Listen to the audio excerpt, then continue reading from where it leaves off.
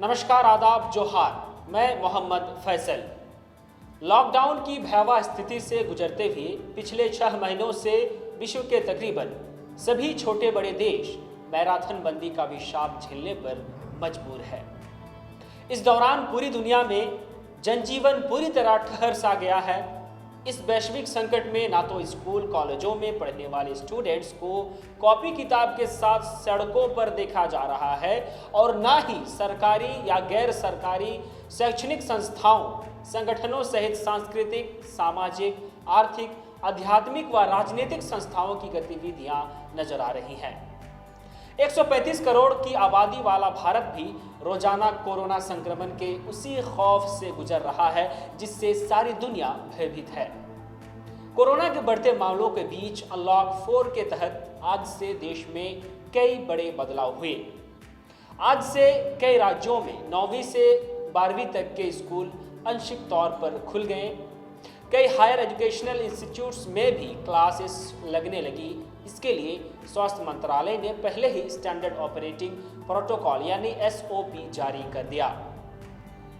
इसके साथ ही देश में अब sports, cultural, political, social, religious, academic, entertainment से जुड़े इवेंट्स भी शुरू हो जाएंगे।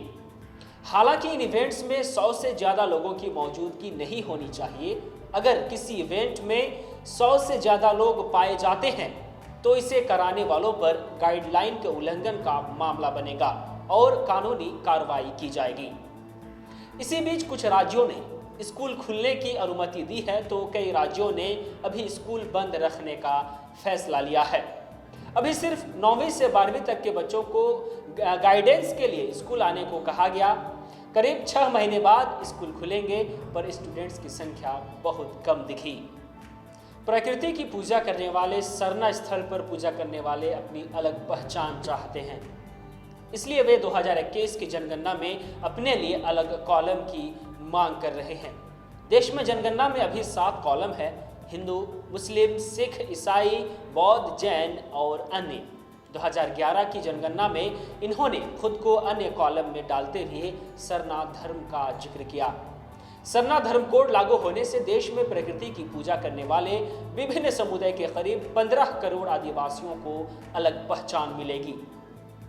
मांडर से विधायक बंधु तिर्की ने मानसून सत्र में सदन में शून्यकाल के दौरान सरना कोड लागू करने की मांग रखी।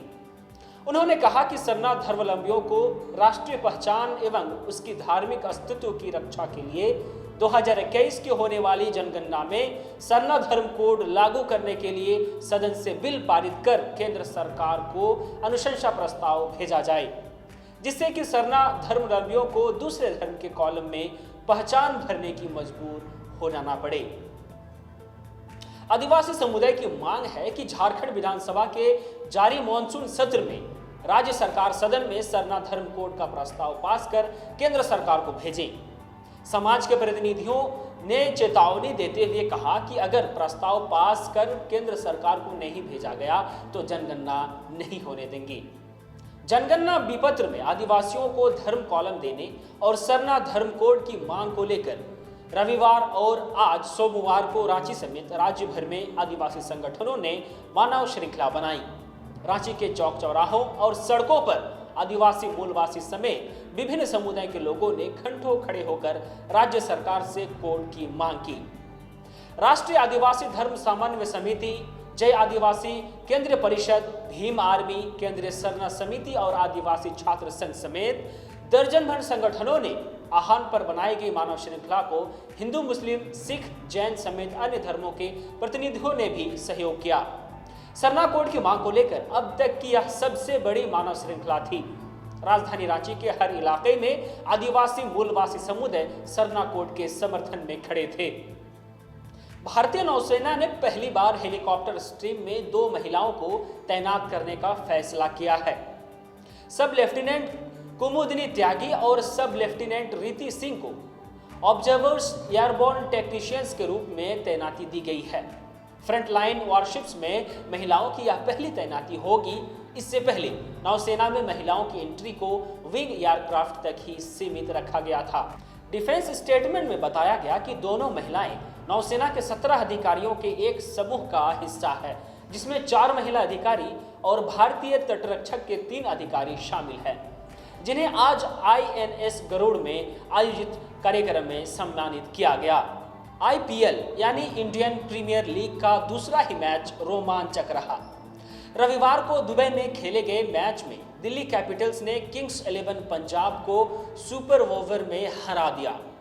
मैच के 19वें ओवर में मयंक अग्रवाल के 1 रन को अंपायर नितिन मेनन ने शॉर्ट रन करार दिया था। पूर्व क्रिकेटर वीरेंद्र सहवाग ने अंपायर नितिन मेनन के इस निर्णय को गलत बताया। मोहम्मद कैफ सहित अन्य क्रिकेटरों ने अपनी राय रखी। इस मामले को लेकर किंग्स 11 पंजाब ने मैच रेफरी से अपील की। वहीं पंजाब आखिरी बॉल पर 1 रन नहीं बना सकी, जिसके कारण मैच सुपर ओवर में चला गया। सुपर ओवर में दिल्ली ने पंजाब को हरा दिया। पंजाब ने सुपर ओवर में महज 2 रन बनाए। यह IPL में सुपर ओवर का सबसे छोटा स्कोर था। दिल्ली ने 2 बॉल में ही 3 रन का टारगेट हासिल कर मैच जीत लिया। दुनिया में कोरोना संक्रमितों का आंकड़ा 3.12 करोड़ से ज्यादा हो गया। ठीक होने वाले मरीजों की संख्या 2,28,17,541 से ज्यादा हो चुकी है। वहीं अब तक 9,64,764 मौतें हो चुकी हैं। ये आंकड़े www.worldometers.info कोरोना वायरस के मुताबिक है। रूस की कोरोना वैक्सीन स्पुतनिक V के ट्रायल के लिए 60,000 लोगों ने अप्लाई किया है। इनमें से हजारों लोग ऐसे हैं जो इस वैक्सीन के ट्रायल से पहले होने वाला अनिवार्य मेडिकल टेस्ट पास कर चुके हैं। रूस के स्वास्थ्य मंत्रालय ने 15 अगस्त को यह वैक्सीन तैयार करने का ऐलान किया था। वहीं भारत में बीते 24 घंटे में 82,559 मरीज मिले और 88,966 लोग ठीक हुए।